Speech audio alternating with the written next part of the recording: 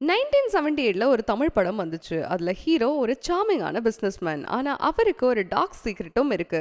2000ல ஹாலிவுட்ல ஒரு படம் வந்துச்சு. அதுல கூட ஹீரோ ஒரு ஸ்டைலிஷான கார்ப்பரேட் மேன். ஆனா அவருமே ஒரு சீரியல் கில்லர். இந்த 2 படமுமே சைக்காலஜிக்கல் த்ரில்லர் மூவியா?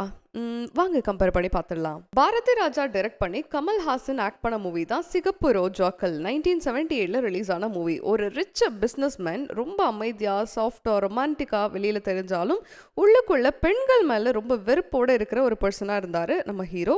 அவருடைய சைல்ட்ஹுட் ட்ராமானால பெண்கள் மேல இருந்த நம்பிக்கையே போயிடுச்சு. ஸோ அவர் டார்கெட் பண்றது தனியா இருக்கிற பெண்கள், இல்ல ரொம்ப இன்னசென்ட்டான பெண்களை சூஸ் பண்ணி அவங்கள ஏமாத்தி நடிச்சு அதுக்கப்புறம் கொல்றது. இந்த மாதிரி தான் இந்த படம் போயிட்டு இருக்கும்.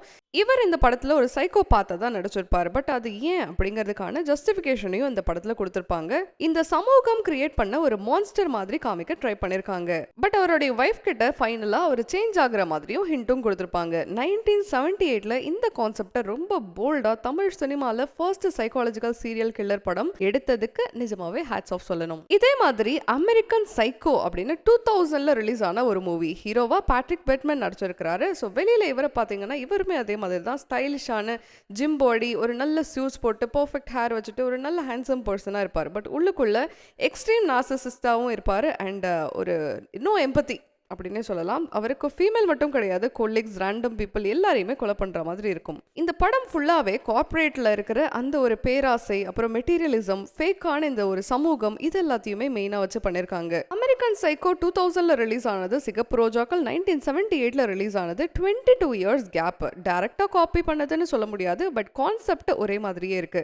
Serial killer businessman concept Tamil சினிமால ஏற்கனவே எக்ஸ்ப்ளோர் பண்ணியிருக்கு ஹாலிவுட்ல. அதுக்கப்புறமா பாப்புலரும் ஆயிடுச்சு. இந்த 2 படமுமே சீரியல் கில்லர் ஸ்டோரியை தான் சொல்லுது. ஆனா 2 பேரும் நம்ம சொசைட்டியோடைய கண்ணாடினே சொல்லலாம். ஒரு படம் ட்ராமா பத்தி பேசுது, இன்னொரு படம் மாடர்ன் ஃபேக் லைஃப் ஸ்டைலை பத்தி பேசுது.